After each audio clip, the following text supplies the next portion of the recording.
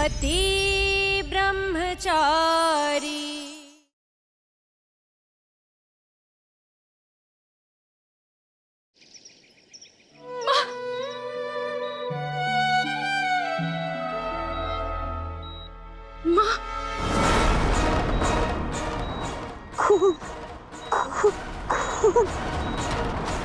कावेरी, हटो हटो। कावेरी, क्या कर रही हो? तुम्हारी तबीयत ठीक नहीं है। ये ज्यादा बोलना तुम्हारी सेहत के लिए ठीक नहीं है।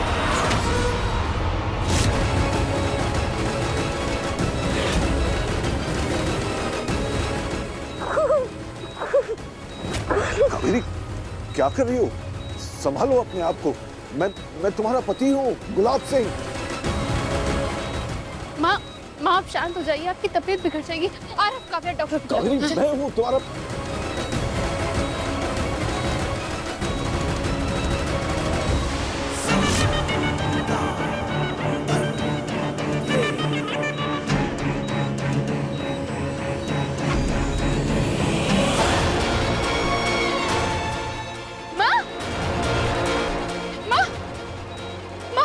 कावेरी, कावेरी, क्या हुआ? क्या हो गया तुम्हें? कावेरी, माँ आंखें खोलिए ना। माँ प्लीज आप लोग साइड हटिए प्लीज। कावेरी, डॉक्टर देखिए प्लीज, साइड हटिए प्लीज।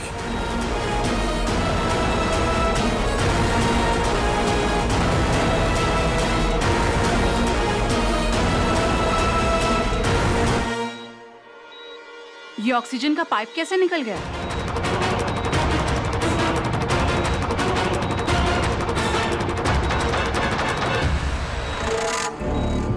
देखिए प्लीज आप लोग बाहर जाइए।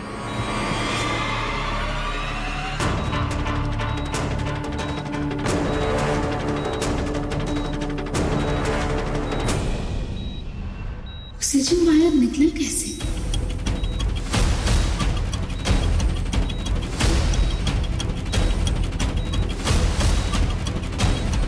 तुझे जिंदा रहने की मोहलत सिर्फ तब तक मिलेगी जब तक तू होश में नहीं आती।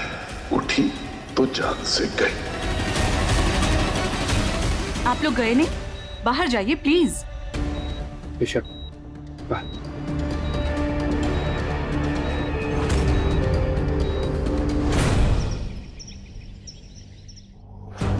मेरे पास कुछ ही घंटे बचे हैं अपनी बेगुनाही साबित करने के लिए, पर मैंने तो उस आदमी को देखा तक नहीं है और कोई सुराग भी नहीं है मेरे पास। आखिर कैसे ढूंढूंगा मैं उसे?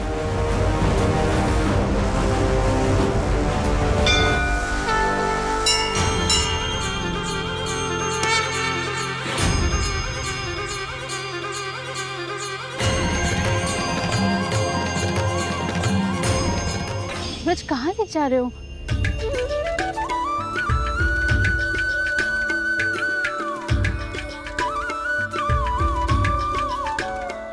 सूरज मंदिर तो मैं ऐसे भी आ जाती, फिर ऐसे जबरदस्ती क्यों लाए? पूजा पाठ सब कर लिया ना आपने अच्छे से? चलिए अब मैं आपको साइंस पढ़ाता हूँ। मंदिर में साइंस? ये देखिए,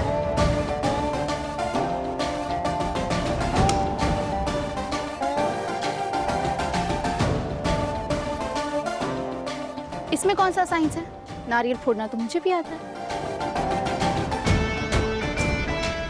नहीं ईशा जी, नारियल में भी साइंस है। ये देखिए, नारियल टूटने पर उसका खोखा जो कि हल्का और सूखा होता है, वो उसके अंदर वाले हिस्से से अलग हो जाता है। बिल्कुल उसी तरह जब गोली चलती है, उसका खोखा भी उससे अलग हो जाता है क्योंकि वो हल्का होता है। ओह फिजिक्स, अब समझी। मतलब बंदूक की गोली में खोखा यानी शेल होता है जो हल्का होने की वजह से नीचे गिर जाता है और गोली आगे निकल जाती है।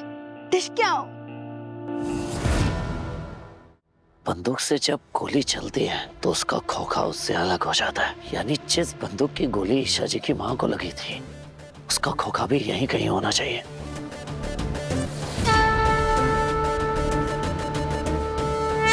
बहुत बहुत धन्यवाद भगवान जी, आपने मुझे रास्ता दिखाया। ईशा जी बस एक बार मेरे हाथ वो खोखा लग जाए, उसके बाद मैं अपनी बेगुनाही साबित कर पाऊंगा, सबूत दे पाऊंगा आपको। आज कावेरी को होश आया। मैं तो खुश हो गया था कि मेरा परिवार फिर से पूरा हो गया, लेकिन अगले ही पल उसकी तबीयत फिर से बिगड़ने लगी और पापा,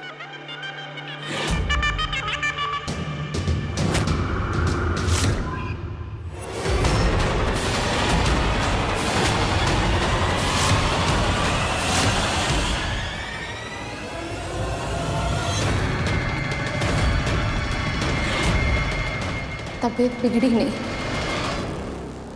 बिगाड़ी गई है।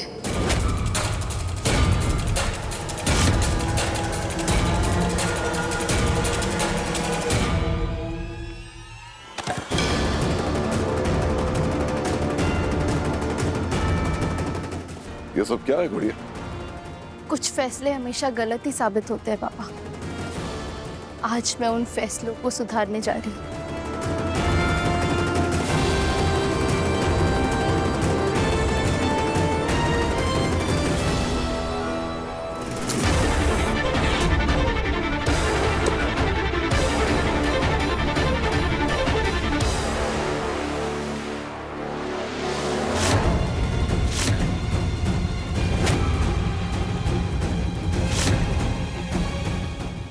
सात फेरे लेकर 7 जन्मों का रिश्ता जुड़ता है, लेकिन आज मैं इस तस्वीर के साथ उल्टे फेरे लेकर हर रिश्ता मिटा दूंगी।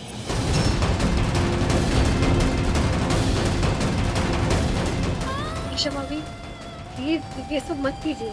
नहीं ईशा, सब भाभी, जो रिश्ता मेरी माँ को जिंदगी और मौत के मुंह में धकेले, वो रिश्ता मुझे चाहिए ही नहीं। मैंने फैसला कर लिया और कोई बीच में नहीं आएगा।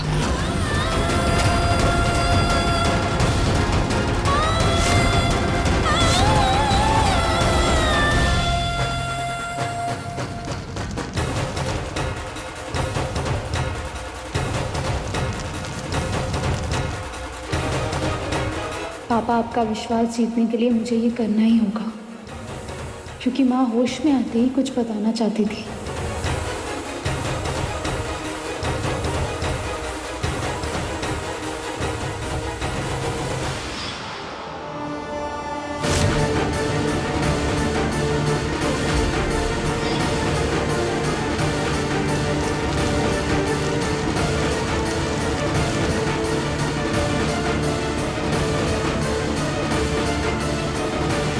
सूरज भी बार बार कह रहा था उसने माँ को नहीं मारा, लेकिन मैंने उसकी एक नहीं सुनी।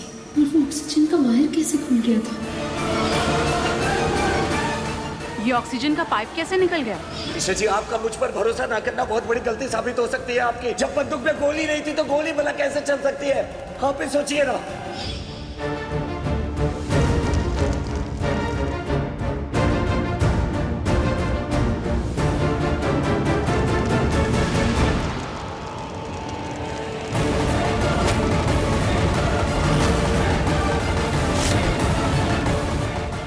ईशा भाभी,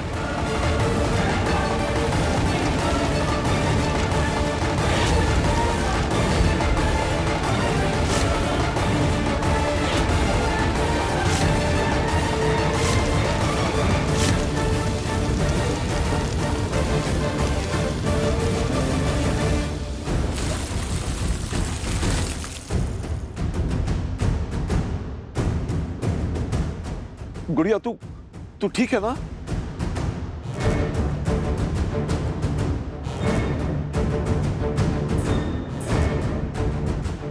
पापा, मैं भूल गई कि माँ बाप ही होते हैं जो अपने बच्चों का भला चाहते हैं, और जब बच्चे उनकी बात ना माने ना, तो उन्हें सजा देने का पूरा हक होता है माँ बाप को।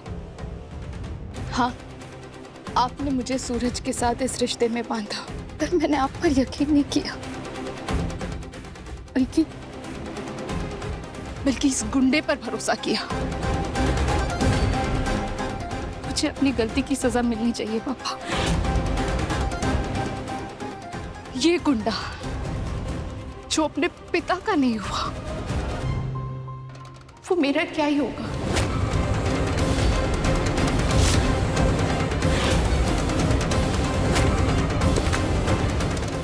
पापा, मैंने इस गुंडे पे भरोसा किया और आपके खिलाफ खड़ी हुई, आपसे लड़ाई की, इसे मैंने अपना पति, अपनी दुनिया सब कुछ माना, पर इसने मेरी मां पर ही गोली चला दी।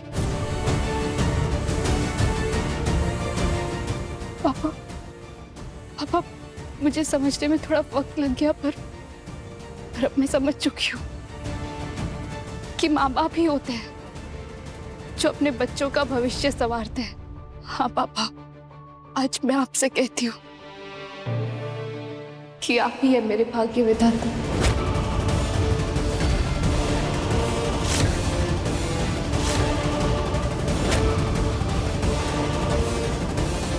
मुझे माफ कर दीजिए पापा, मुझे माफ कर दीजिए।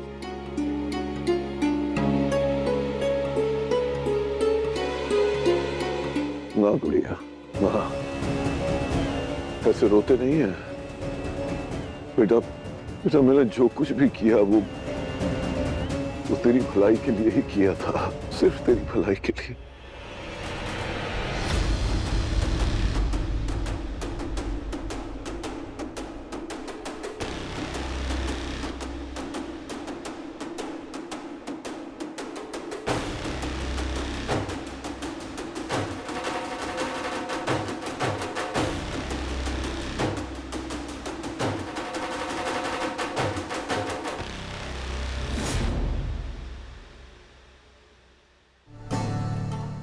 ईशा, बेटा मैं गाड़ी निकलवाता हूं, तुम आ जाना।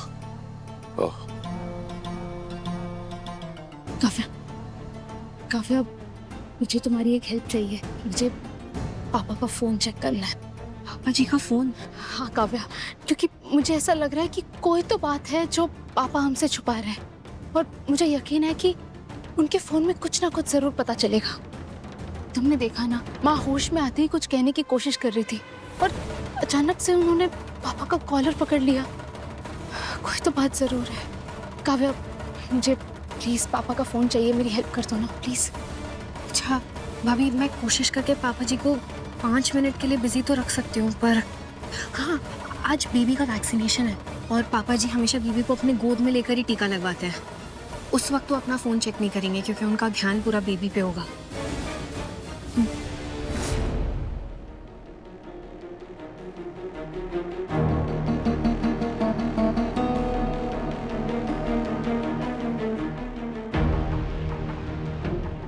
पापा जी, भैया भाभी, बेबी के वैक्सीनेशन का टाइम हो गया है। मैं बेबी को लेकर आती हूँ। और मैं भी वैक्सीनेशन के डोज का इंतजाम करके आती हूँ। गुड़िया,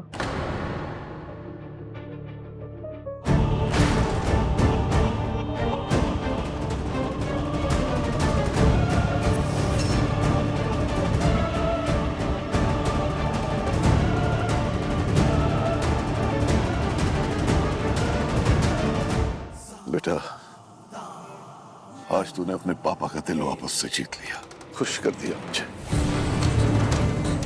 मेरी गुड़िया मुझे वापस मिल गई। और सुनो, मेरे पोते को टीका मेरी ही गोद में लगेगा, समझे? ताकि वो रोए नहीं बल्कि अपने दादा की तरह निडर बने। क्यों बेटा?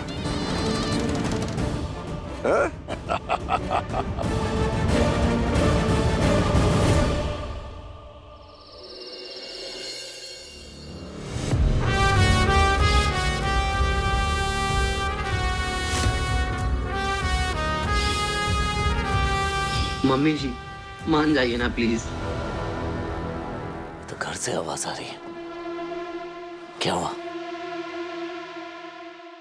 हाँ प्लीज खा लो, आप कब तक भूखी रहोगी? कितनी रात हो गई है, प्लीज। जब तक मेरा सूरज छूट नहीं जाता मैं खाने का एक निवाला भी गले के नीचे नहीं उतारूंगी। माँ, ऐसे जिद पकड़ के बैठेंगी तो कैसे चलेगा? आपकी तबीयत अगर बिगड़ जाएगी और ये बात सूरज को पता चली तो उसे कितना दुख होगा, सोचिए ना माँ। मेरा सूरज किस हाल में होगा वहाँ? माँ प्लीज खाना खा लो ना, आपकी तबीयत बिगड़ जाएगी प्लीज। ताई माँ ने खाना पीना छोड़ दिया है। इतनी तकलीफ में है और ये सब कुछ मेरी वजह से हुआ। हे कुंज बिहारी मैं हारी, नाक में दम करके रखा है दोनों के दोनों ने। जो मन में आता है वही करते हो। नहीं खाना मुझे, हटा। देवर जी ने कहा ना पढ़ाई नहीं करनी है, लेकिन सुनता कौन है? करो अपने मन की। ताईमा, आप हम दोनों को बाद में आराम से डांट लेना, पहले खाना खा लीजिए प्लीज।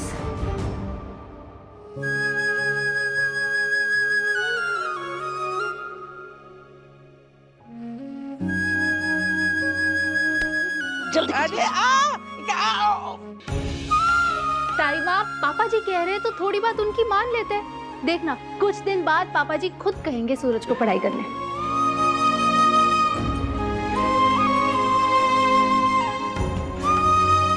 ठीक है, आप खाना नहीं खाएंगे ना तो मैं भी खाना नहीं खाऊंगा। नहीं खाना ईशा जी मुझे खाना।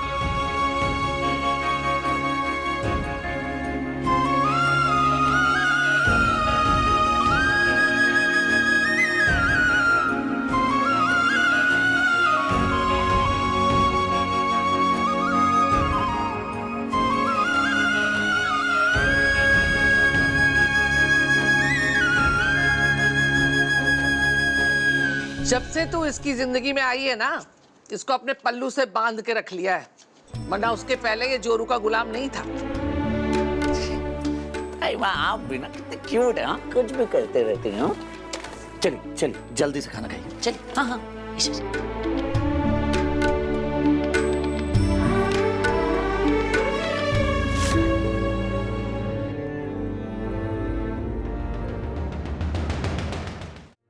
मम्मी जी खा लीजिए ना।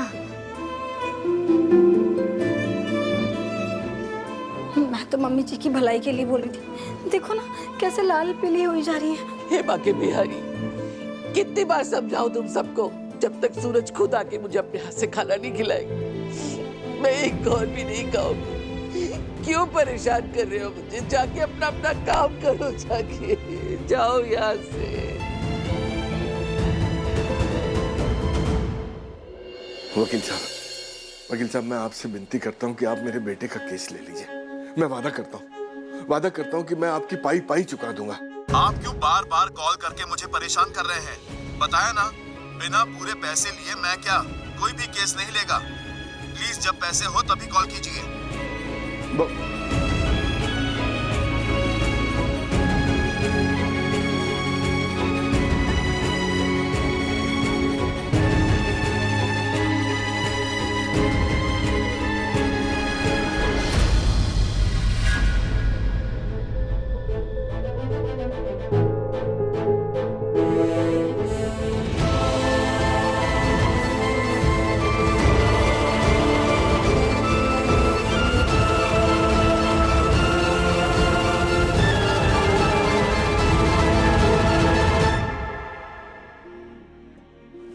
क्या हुआ चाचा जी?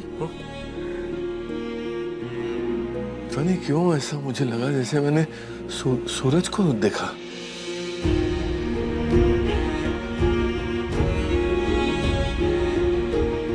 सूरज यहाँ कैसे दिखेगा चाचा जी? वो तो अभी इस वक्त लॉकअप में होगा ना।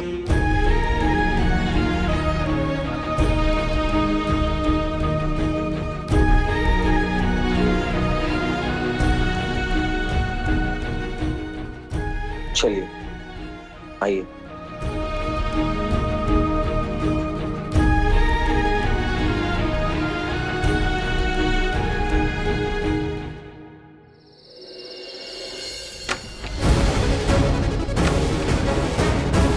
पापा के फोन में जरूर कुछ पता चलेगा। आजकल हर इंसान की कुंडली उसके फोन में ही होती है। CCTV footage.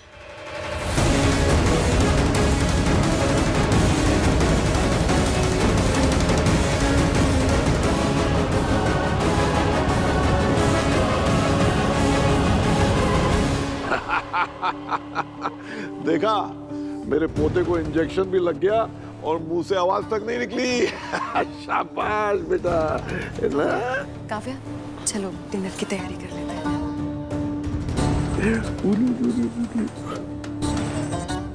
अरे मुझे एमएलए मेहता साहब को फोन करना था, मैं तो भूल ही गया। एक मिनट।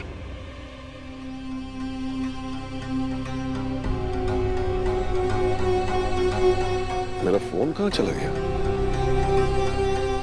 अनुराग, जरा बच्चे को पकड़, मैं फोन दे संभाल।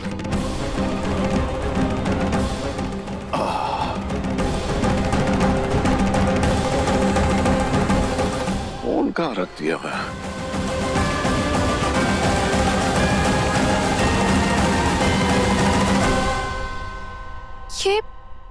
ये तो पापा का आदमी है। इसने जानबूझ के गोडाउन का दरवाजा क्यों खुला छोड़ा? कहीं ये सब पापा की चाल तो नहीं?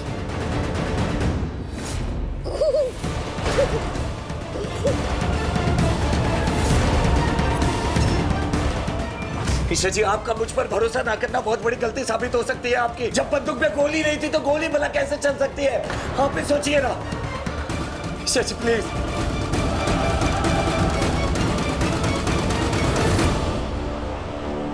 क्या सूरज सच कह रहा था?